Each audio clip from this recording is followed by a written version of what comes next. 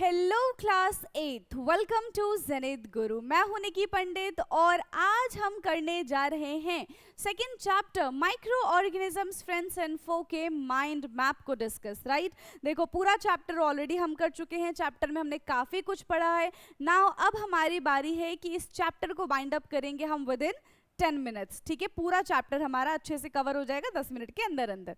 Yes, start करें। तो देखो सबसे पहले क्या होते हैं माइक्रो ऑर्गेनिजम्स का मतलब समझो। माइक्रो का मतलब जो बहुत छोटा हो, जो हमें हमारी आंखों से तो नहीं दिखेगा, हाँ, बट माइक्रोस्कोप से हमें दिख जाएगा।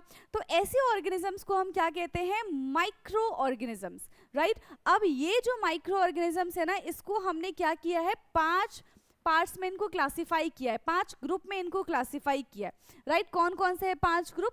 सबसे पहला bacteria, protozoa, algae, fungi and virus. दोबारा से मेरे साथ रिपीट करेंगे कौन कौन से हैं। Bacteria, protozoa, algae, fungi and virus. यहाँ पे वायरस की कहानी थोड़ी सी अलग होती है, क्योंकि वायरस जो है वो डेड और लिविंग दोनों की तरह बिहेव करता है। ठीक है, अगर किसी डेड सब्सटेंस पे बैठा हुआ है, किसी डेड ऑब्जेक्ट पे बैठा हुआ है, ठीक है, यानी कि नॉन लिविंग थिंग्स पे बैठा हुआ है, तो it also act as a non living. लेकिन अगर वो किसी लिविंग की बॉडी में, किसी होस्ट की बॉडी में है, तो वो लिविंग की तरह काम करेगा और खुद को फटाफट से वो क्या कर लेगा, मल्टीप्लाई कर लेगा। यस, इसके बाद टाइप्स ऑफ माइक्रोब्स जो होते हैं, कुछ ऐसे माइक्रोब्स होते हैं जो हमारे लिए बहुत अच्छे होते हैं।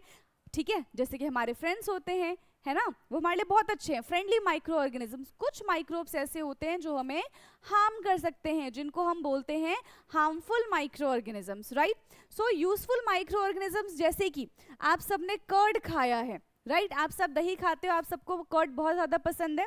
तो बेसिकली कर्ड क्या है, कर्ड के अंदर प्रेजेंट होता है माइक्रोब। कौन सा माइक्रोब? लैक्टोबैसिलस नाम का माइक्रोब कर्ड के अंदर प्रेजेंट होता है। यस, वही हेल्प करता है कर्ड को बनाने में। So making of curd by lactobacillus. Right, second, making of alcohol and bread by yeast. तो देखो लैक्टोबैसिलस ये एक बैक्टीरिया है, ठीक है, इससे हमने क्या बनाया, कर्ड बनाया, हम उसको ईट करते, that means lactobacillus is friendly for us, है ना, ये यूजफुल माइक्रो ऑर्गेनिजम्स है। फिर बात करते हैं हम ईस्ट की, तो ईस्ट भी क्या है, यूजफुल माइक्रो ऑर्गेनिजम्स है। ये फर्मेंटेशन में काम करता है। किसके फर्मेंटेशन में? एल्कोहल एंड ब्रेड बनाने के प्रोसेस में ईस्ट का इस्तेमाल किया जाता है। Right, production of antibiotics and vaccine. तो जब एंटीबायोटिक्स और वैक्सीन का हम प्रोडक्शन करते हैं, तो ये भी किसके हेल्प से होता है, माइक्रोब्स की हेल्प से होता है। तो जो भी हमें एंटीबॉडीज बनाना होता है, ठीक है, जो भी हमें प्रॉब्लम है, तो उसी के माइक्रोब से, उसी का हम एंटीबॉडीज, एंटीटोड बनाते हैं। Right, now increase soil fertility by nitrogen fixing bacteria. हमने राइजोबियम के बारे में पढ़ा है, हमने ब्लू ग्रीन एल्गे के बारे में पढ़ा है। These are the nitrogen fixing bacterias. ठीक है, ये क्या करते हैं, सॉइल के अंदर नाइट्रोजन को फिक्स करते हैं, so that plants can easily intake nitrogen. Right, so ये कैसे बैक्टीरियाज हुए, ये भी यूजफुल माइक्रोब्स है हमारे लिए। Now converting waste material to manure by bacteria. कुछ बैक्टीरिया क्या करते हैं, वेस्ट मटेरियल को मेन्योर में कन्वर्ट कर देते हैं, and manure is good for our soil. Right, और अगर सॉइल की फर्टिलिटी अच्छी होगी तो उसमें प्लांट्स अच्छे होंगे, प्लांट्स अच्छे होंगे तो वो हमें क्रॉप्स अच्छे देंगे, और वो हमारे लिए बेनिफिट है। यस, सो ये सारे के सारे किसके यूजेस थे, यूजफुल माइक्रोब्स के। अब यूजफुल माइक्रोब्स के बाद हम बात करते हैं हार्मफुल माइक्रोब्स की, जो हमें बहुत ज़्यादा हार्म कर सकते हैं, जो हमें बहुत ज़्यादा बीमार कर सकते हैं। राइट, तो देखो जो हार्मफुल माइक्रोब्स होते हैं वो डिजीज़ कॉज करते हैं। सिर्फ ह्यूमन में ही नहीं, वो एनिमल, प्लांट्स, इन सब में भी डिजीज़ कॉज करते हैं। Right, so disease in human, disease in animal, disease in plants and food को भी वो स्पॉइल करते हैं। वन बाय वन इनके बारे में डिस्कस करेंगे अब हम। सबसे पहले disease in humans. So tuberculosis, क्या क्या हो सकता है हमें, ट्यूबरक्लोसिस जैसी प्रॉब्लम हो सकती है, किससे, बैक्टीरिया से। पोलियो हो सकता है वायरस से, malaria by protozoa and cholera by bacteria.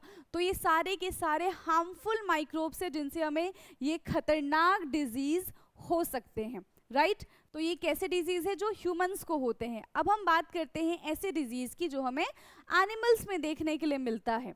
Right, so anthracis by bacteria, foot and mouth disease by virus. तो ये सारे के सारे डिजीजेस हमें देखने के लिए मिलेंगे एनिमल्स में। अब ऐसा नहीं है कि ह्यूमन और एनिमल्स में ही सिर्फ डिजीज देखने के लिए मिलेंगे, हमें प्लांट्स में भी डिजीज देखने के लिए मिलेंगे, ठीक है। और प्लांट्स में किस टाइप के डिजीज देखने के लिए मिलते हैं? Rust of wheat by fungi, fungi की वजह से व्हीट में रस्ट लग जाता है। Yes, citrus canker by bacteria, and the third one is yellow mosaic virus in okra, okra यानी कि जो भिंडी होती है, ठीक है, जो लेडी फिंगर होता है उसमें कौन सा डिजीज होता है? Yellow mosaic virus. क्लियर? सो अभी हमने किसके बारे में बात की थी? अभी हमने बात की थी हार्मफुल माइक्रोब्स के बारे में। नाउ हार्मफुल माइक्रोब्स और क्या करते हैं? फूड को भी स्पॉइल कर देते हैं, फूड को खराब कर देते हैं, है ना। इसीलिए हम फूड को बचाने के लिए क्या करते हैं?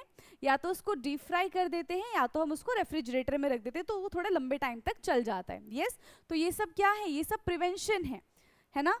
सन ड्राइंग, सन ड्राइंग से क्या होगा? जो एक्सेस अमाउंट ऑफ वाटर होता है वो निकल जाता है, जितना कम पानी होगा उतना कम माइक्रोब्स का ग्रोथ होगा, राइट। पेस्चराइजेशन, पेस्चराइजेशन का मतलब होता है, आप सबने ना मार्केट से पैकेट वाला दूध लिया होगा, ठीक है, तो उस पैकेट वाले दूध पे ना पेस्चराइज्ड मिल्क लिखा होता है। वो पेस्चराइज्ड मिल्क क्यों लिखा होता है? क्योंकि उस मिल्क को पहले 70 डिग्री सेंटीग्रेड तक बॉईल करते हैं एंड फिर विद इन अ सेकेंड उसका टेम्परेचर कूल डाउन कर देते हैं, जिसकी वजह से उसमें जितने भी बैक्टीरियाज होते हैं, जितने भी माइक्रोब्स होते हैं, वो ऑन द स्पॉट किल हो जाते हैं, ठीक है। तो वो क्या बन गया? वो पेस्चराइज्ड बन गया। तो हम इस तरीके से भी अपने फूड को स्पॉइल होने से बचा सकते हैं, राइट। स्टोरेज एंड पैकेजिंग अच्छी होनी चाहिए, है ना। Use of salt, sugar and vinegar, हम सॉल्ट का इस्तेमाल करते हैं, शुगर का इस्तेमाल करते हैं, जैसे कि जैम्स वगैरह बनाने में, ठीक है, हम शुगर का इस्तेमाल करते हैं। Sugar act as a preservation, ठीक है, प्रिजर्वेटिव की तरह यूज किया जाता है। विनेगर हम पिकल्स में डालते हैं, तो वो भी क्या करता है? पिकल्स को प्रिजर्व करता है।